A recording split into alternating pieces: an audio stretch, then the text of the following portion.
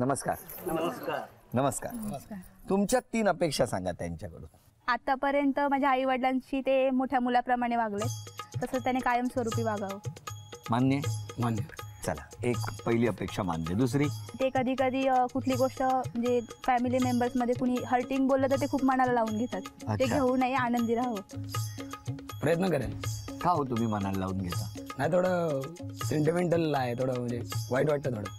हो, कोणी बोलले तर. वगैरे. आणि घरातले मात्र बोलतच असाल ना सतत? नाही, जास्त बोलत नाही ते. कधी चुकून कोण बोललं तर थोडं लगेच विसरत नाही मी, थोडं डोक्यात राहतं माझ्या. मग ते काढून टाका. हा, प्रयत्न आणि करेन. तुम्ही काढण्याचा प्रयत्न करा. तिसरी अपेक्षा? माझी प्रत्येक इच्छा पूर्ण करावी. तिथं ते इच्छा कोणती आहे ते त्याच्यावर डिपेंड आहे. काय हो? प्रयत्न करेन सगळ्या इच्छा पूर्ण करायच्या. हा, नाही झाल्या पाहिजे सगळ्या. तुम्ही अपेक्षा करताय का धमकी देताय? दोन्ही. काय हो? ठीक आहे. करणार पूर्ण प्रयत्न तरी करणार. माऊली, होईल होईल हळूहळू.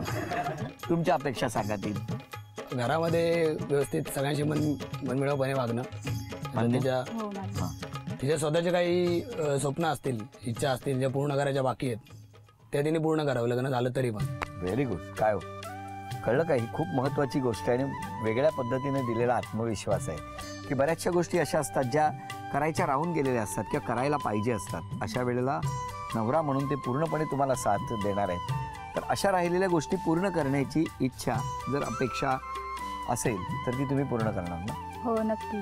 आणि थँक्यू, त्यांनी ती इच्छा व्यक्त केली. Very good. तिसरी? मला चांगलं जेवण बनवून खायला पाहिजे. खाण्याची मला खूप आवड आहे. बनवण्याची जशी आहे तशी खाण्याची पण आहे. मला चांगलं बनवून मला खावं. काय म्हणायचं आता ह्याच्यावर? नाही, त्यांना आईचा स्वयंपाक आवडतो ना माझ्या, मग तिच्याकडून शिकेल. म्हणजे तुम्ही काय माहेरीच वाटतं? नाही, आधी शिकेल. अच्छा, आधी शिकाल आणि मग करून द्याल. हो. पण देणार ना? हो. सासूबाई चांगला स्वयंपाक बनवतात. सासूबाई स्वयंपाक चांगला बनवतात. हे बघा, ह्यांनी जरा तरी चुकीचं मुलीने काही केलं जेवणात का ती येत आहेत घरी. हा, ते लक्षात तयारीतच राहतो मी सगळे. मुळातच ते एकटेच येते आहेत. संपूर्ण फॅमिली त्यांची राजगुरुनगरला आहे आणि एकटेच येते आहेत आणि त्यामुळं त्यांचं जेवणाचे हाल होत आहेत. बाहेर जेवणं किंवा कधीतरी ऑफिसमध्ये कुठेतरी बनवणं. त्यामुळं आम्ही त्यांना संपूर्ण सहकार्य करू.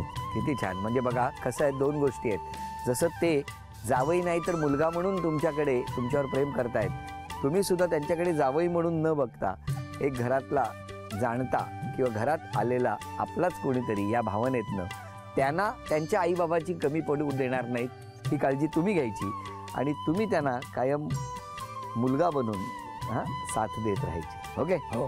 हां, या सगळ्यांना शुभेच्छा देऊया. पण तुम्ही काय विश्वास द्याल त्यांना? आनंदी राहिली. तिला कोणता म्हणजे पुढे जाऊन कोणता प्रॉब्लेम होणार नाही. कोणत्या गोष्टीवरून काही माहेरी काही प्रॉब्लेम होणार, कोणता प्रॉब्लेम, सासरी काय प्रॉब्लेम होणार, काळजी करू नका. ओके. तुम्ही काय सांगाल सासरे बुवांना? मकरंदला बेसिकली आई नाही आहे, त्यामुळे त्यांनी लहानाचे मोठे खूप दुःख सहन केलंय. इथून पुढे मी प्रयत्न करेल की तुम्हाला किंवा त्यांना कुठल्याही प्रकारची तक्रार करता नाही आली पाहिजे. सगळ्यांची मिळून मिसळून राहायची. वा वा वा, यापेक्षा दुसरं काय पाहिजे?